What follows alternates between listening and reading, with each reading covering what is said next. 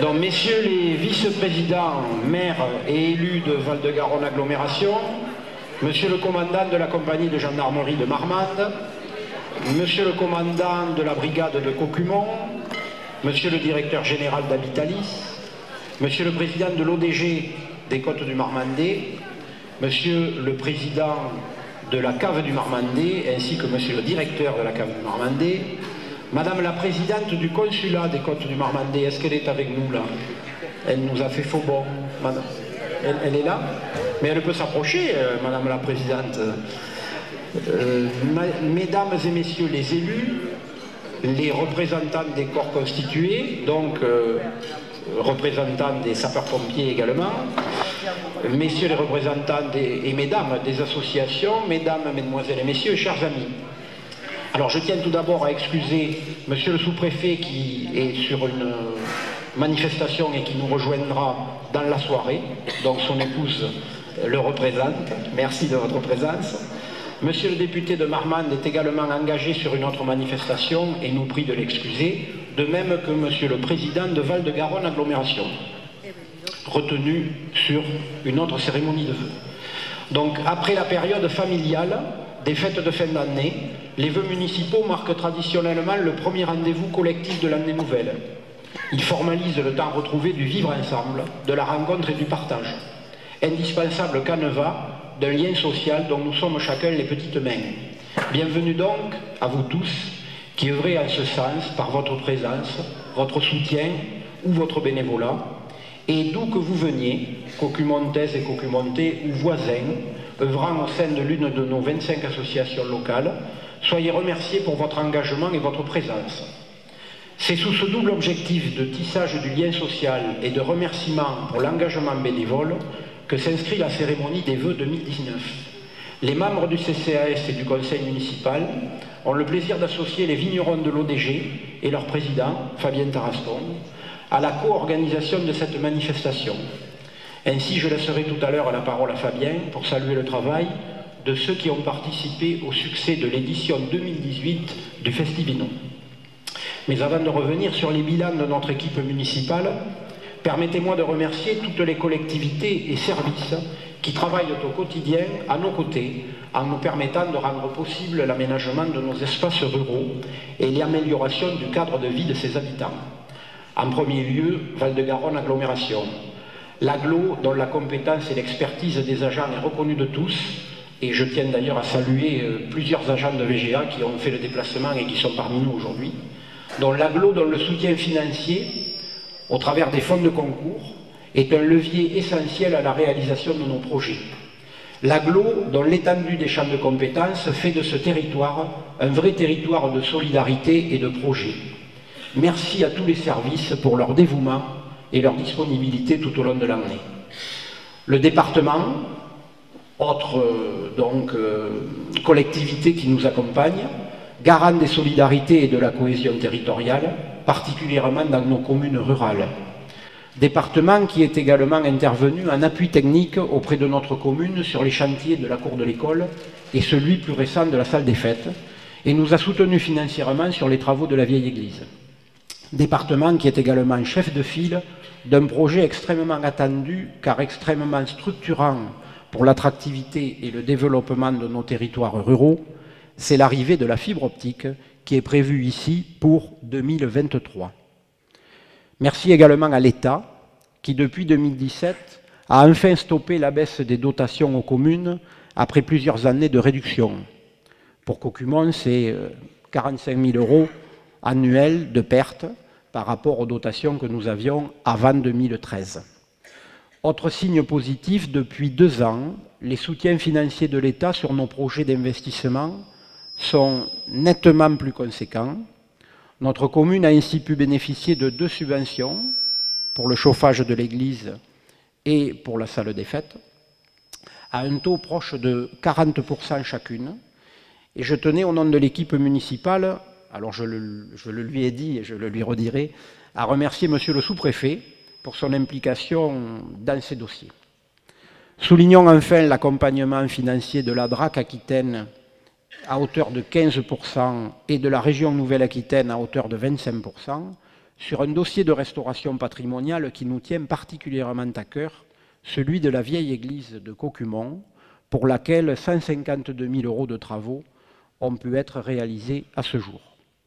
Voici donc les principales réalisations 2018 et projets 2019 que vous pourrez retrouver très détaillés dans nos bulletins municipaux. En voirie, le gros orage du 30 mai dernier a causé d'importants dégâts sur les routes et les chemins communaux. Toutefois, l'efficacité des équipes voirie de VGA a permis de rapides travaux de réfection des chaussées endommagées pour une réouverture à la circulation quasi immédiate. Côté communal, un nouveau parc de stationnement rue de la Poste a été aménagé en cours d'année. Il devrait être agrandi et bitumé pour 2019. En environnement et économie d'énergie, en lien avec Val-de-Garonne Agglomération et le SDE, dans le cadre d'un appel à projet Territoire à énergie positive, notre commune a bénéficié d'un subventionnement à 80% sur un projet de 53 000 € d'investissement en vue du renouvellement de la moitié des lampes énergivores des réverbères par des lampes à LED, beaucoup plus économes. Ce sont donc 73 points lumineux sur 138 qui viennent d'être remplacés dans les mois précédents. Toujours sur l'énergie, à la demande de la commune, Enedis programme de renforcer ses réseaux électriques avec l'implantation de 6 nouveaux transformateurs qui devraient venir dans l'année sur le périmètre du bourg et l'enfouissement des lignes moyenne tension qui encadrent aujourd'hui le village. Dans la rubrique patrimoine, la deuxième tranche des travaux de la vieille église s'est terminée en octobre.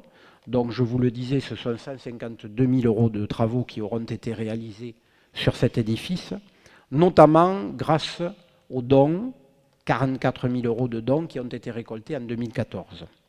Fort de ce succès, notre édifice millénaire a pu bénéficier fin 2018 d'une deuxième opération de mécénat participatif, toujours portée par la Fondation VMF. La collecte atteint ce jour 25 000 € et regroupe 120 donateurs. Nous espérons atteindre les 30 000 €. Un grand merci à tous, particuliers et entreprises du territoire, qui se sont mobilisés autour de ce projet. Mention spéciale pour la cave du Marmandais, qui a proposé la mise en place, via la Fondation du patrimoine, d'une convention de produits partage. Donc, ça consiste à reverser une partie du prix de vente de la marque Vieille Église Héritage ou Vieille Église Réserve, donc au profit de cette cagnotte et de la rénovation de la Vieille Église. Au final de cette deuxième opération de mécénat participatif, subvention obtenue, nous espérons arriver à une troisième tranche de travaux d'environ 120 000 €, donc qui sera lancée à l'horizon 2020. Côté église du bourg, l'installation d'un système de chauffage électrique est terminée, pour la plus grande satisfaction, je crois, et le plus grand confort des usagers. Au cours de cette opération, le tableau électrique a été remplacé et modernisé, ce qui a permis de retrouver le tintement des cloches de l'église. L'Angélus rythmant à nouveau la vie de notre village, et vous avez été nombreux à y être sensibles. Enfin, sous l'égide de l'association Cocumont Mémoire et Patrimoine, une première tranche de travaux de consolidation de l'église de Briolet, celle-là, a été conduite dans le courant de l'été. Un travail entièrement réalisé par une petite équipe de bénévoles de l'association. Alors je vais les citer parce qu'ils ont fait du bon boulot. C'est Giuseppe Milanese, c'est Constantin Assis et Pierre Cumurgian, j'en ai pas oublié. C'est bien les trois. Il est là, Pierre? C'est bien ça, Pierre? Oui. Voilà, donc vous pouvez les applaudir parce qu'ils ont donné du temps pour ce travail. Bravo à eux. Alors, sur le plan des bâtiments communaux, donc un programme de sécurisation des entrées du groupe scolaire a été réalisé dans l'été 2018, afin de répondre notamment aux dernières préconisations de mise en sécurité de ce genre d'établissement. L'entrée de l'école sécurisée et modifiée, installation de vidéophones, remplacement des portails d'accès par des portails sécurisés à 2,30 m, et enfin occultation des fenêtres extérieures par la pose de films opaques, un dossier financé par l'État à hauteur de 40%. Cette année, c'est la salle des fêtes qui fait l'objet d'un projet de remise aux normes et d'amélioration de son espace intérieur. Les travaux entamés en décembre devraient se terminer en avril-mai par la livraison d'une salle agrandie, embellie, plus fonctionnelle et mieux isolée. Là aussi, merci aux 3 élus, alors cette fois ce sont des élus, qui ont donné de leur temps bénévolement dans les démolitions. Donc c'est Christian Labatte, Gérard Dupont et Jean-Paul Lafiteau. Donc grâce à leur travail bénévole de tout un été, ils ont fait économiser à peu près 10 000 € sur ce poste de démolition à la commune. 10 000 € qui seront bien sûr réinvestis pour la reconstruction. Bravo à eux.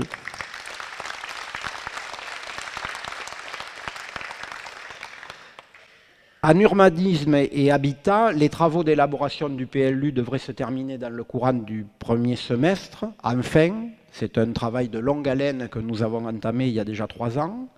Donc, ils fixeront les orientations d'aménagement de la commune pour les 10 ans à venir, réduisant considérablement, comme la loi nous l'impose, les zones ouvertes à l'urbanisation. La convention opérationnelle avec l'EPF de Nouvelle-Aquitaine a été signée en avril dernier. Cet outil au service des communes devrait nous permettre de réaliser des aménagements urbains structurants pour notre bourg, ainsi que des acquisitions pour création de réserves foncières. L'opération façade, elle, portée par le service Habitat de Val-de-Garonne, a débuté en septembre et se poursuivra sur 3 ans. Vous êtes déjà plusieurs à solliciter ce dispositif. À terme, dans le périmètre du cœur de bourg, 12 propriétaires de façades visibles depuis la voie publique pourront bénéficier d'un accompagnement technique et de cofinancement communes et agglo. Donc pour plus de précision, vous pouvez vous renseigner bien entendu en mairie. Autre projet important en urbanisme, les travaux de la résidence de la rue de la Ramon donc, seront bientôt achevés. Ils auront duré 18 mois et livreront 10 logements sociaux d'une qualité architecturale et esthétique remarquable. Donc j'en profite pour remercier de sa présence M. Bruno Guinandi, directeur général d'Habitalis, avec qui nous entretenons d'excellents rapports de confiance et de parfaite collaboration. Cette réalisation représente pour notre commune un important projet donnant naissance à un quartier neuf qui viendra s'insérer au cœur du bourg, à proximité immédiate des commerces et des services, parmi lesquels la bibliothèque, l'école ou encore la salle des fêtes. 7 des 10 familles qui entreront dans les logements neufs en mars prochain sont issues de notre commune. La couverture du territoire communal en défense extérieure contre l'incendie constituera le gros projet de l'année 2019. En effet, de récentes évolutions réglementaires nous obligent désormais à prévoir la DECI sur toutes les zones ouvertes à la construction. Ainsi, nous équiperons le territoire communal de 6 nouvelles bornes à incendie et 8 bâches de défense incendie au cours de l'année. Un investissement évalué à 70 000 € quand même, pour lequel des fonds de concours de Val-de-Garonne seront mobilisés, ainsi qu'un dossier de demande de subvention déposé auprès de l'État au titre de la DETR. Je ne me déroberai pas en n'évoquant pas le projet d'aménagement de la place des Vignerons et du parvis de l'église, un projet qui a alimenté la Gazette cocumontaise et même au-delà, une bonne partie de l'été. Le Conseil, favorable à l'unanimité à une réflexion d'aménagement de bourg, n'était pas figé sur l'esquisse qui vous a été proposée en réunion publique au mois d'août. La journée de préfiguration organisée par le collectif citoyen, dont nous saluons l'implication et remercions tous ses membres pour leur contribution, a permis de faire émerger de nouvelles propositions. Il convient désormais d'en faire une synthèse équilibrée et réaliste. Nous y avons déjà travaillé et poursuivrons ces travaux dès les prochaines semaines. Malheureusement, le chantier est différé d'1 an et ce retard n'est pas le fait de notre décision. Il est d'ordre juridique et financier et nous est quelque peu imposé par le budget de Val-de-Garonne Agglomération. Alors vous avez là le président, où est-il ? Il est juste à côté de moi, donc monsieur le maire Dumas, qui est aussi président de la commission des finances. C'est le grand argentier de Val-de-Garonne, donc s'il y a des récriminations à faire, c'est auprès de lui qu'il faut s'adresser. En revanche, donc si la place n'évoluera pas cette année 2019, un projet de réaménagement des trottoirs, si cher au cœur de tous, va prochainement entrer en travaux.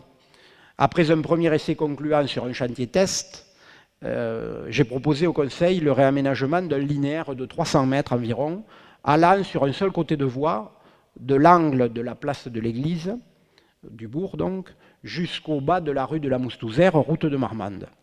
Donc les courriers d'information aux riverains, propriétaires ou locataires, sont en cours d'expédition. Je vous remercie pour le bon accueil que vous réserverez aux intervenants de l'association AZ, association d'insertion, qui sera titulaire donc de ce chantier. Sur le plan des commerces et des services, 2018 enregistre plusieurs créations qui renforcent l'attractivité et le dynamisme de notre commune pour le relais, déjà bien équipée en commerces et services de proximité pour une collectivité de cette importance. Donc l'installation en toute fin d'année 2017 d'un cabinet d'ostéopathie, on en avait parlé, c'était quand même une nouveauté dans la commune. Il y a eu en début d'année 2018 l'ouverture de la maison d'assistante maternelle qu'on appelle communément MAM, donc en janvier dernier dans le cœur du village, une structure qui complète l'offre de services des assistants à domicile, et plus récemment l'ouverture mi-novembre d'une nouvelle boulangerie et salon de thé, donc à chacun d'entre nous d'en être les soutiens réguliers en privilégiant leur fréquentation de proximité. Sur le plan de la vie associative et du lien social, donc toujours aussi dynamique, les 25 associations de la commune proposent un calendrier festif et culturel particulièrement riche. Merci à toutes celles et ceux qui répondent présent aux différentes sollicitations de la municipalité. Alors je pense notamment à toutes les assos qui s'engagent avec nous pour le Festivino, Fabien aura l'occasion d'en parler, pour l'été culturel que nous avons mis en place en 2018 et pour le Téléthon notamment, qui sont 3 manifestations, on va dire, portées par la municipalité, mais extrêmement bien épaulées par les associations de la commune. Donc vous retrouverez le programme 2019 dans nos différents bulletins municipaux, programme de toutes les festivités à venir. Une information qui n'a pas pu paraître sur la dernière feuille de vigne, et que je me dois de vous donner parce que lors de la prochaine, ça sera presque trop tard, c'est la venue à Cocumon du jeudi 25 au dimanche 28 avril prochain d'une délégation de la commune italienne de Sarmede dans le cadre du renouvellement du serment de jumelage. En effet, nos amis italiens ont souhaité revenir dès 2019. Donc le programme de ce séjour est en cours d'élaboration, il sera prochainement à votre disposition. Et vous êtes tous cordialement invités à vous associer à ces retrouvailles. Un grand merci à tous les bénévoles associatifs, artisans du vivre ensemble, pour leur grande implication dans les différentes animations communales. On peut les applaudir parce que vraiment on a une dynamique associative très riche.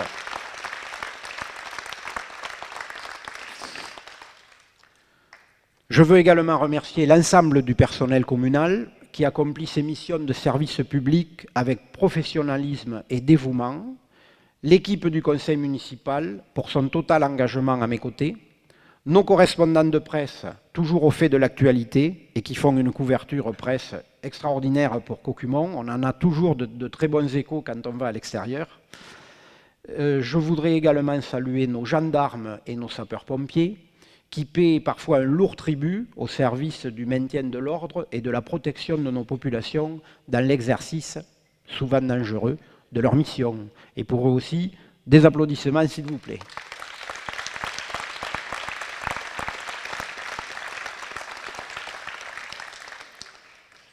Je terminerai enfin en renouvelant nos vœux de bienvenue aux nouveaux résidents dans la commune. Nous les avons accueillis cette année au mois de novembre. Aux nouveau-nés de l'année 2018, ils participent à la dynamique démographique de Cocumon, l'une des plus fortes dynamiques du Marmandais ces dernières années et qui a été confirmée par le recensement de janvier dernier. Nous sommes 1122 habitants exactement au recensement de janvier 2018. Une pensée pour toutes celles et ceux qui nous ont quittés au cours de l'année écoulée. Nous renouvelons notre solidarité et les marques de notre soutien à leurs familles. Une pensée également pour ceux qui sont tourmentés par la maladie ou qui vivent au quotidien la précarité ou la solitude. Mesdames et messieurs, cette nouvelle année ouvre le temps des résolutions et des vœux. Côté résolution, l'équipe municipale confirme son engagement au profit d'une commune qu'elle est fière de servir et donc confirme sa disponibilité au service de ses administrés. Côté vœux, je souhaite que le climat actuel de fortes tensions sociales s'apaisent enfin, si chacun a le droit de manifester librement, c'est un droit absolu et inaliénable, que cette expression cesse de dégénérer en violence de rue totalement inadmissible. En s'attaquant aux forces de l'ordre et aux symboles de la République, c'est à ces principes fondamentaux que l'on s'attaque, parmi lesquels la démocratie, l'égalité des droits, le respect des libertés fondamentales et la laïcité. Loin, si loin de l'esprit du contrat social qui nous unit depuis 150 ans. Au nom de l'équipe municipale et du CCAS, je renouvelle mes chaleureux remerciements à tous ceux qui contribuent à la dynamique et au rayonnement de notre commune. Je vous adresse nos vœux les plus sincères de santé, de bonheur et de réussite pour 2019 et vous souhaite une bonne soirée. Vive Cocumont en Val-de-Garonne, vive la République et vive la France.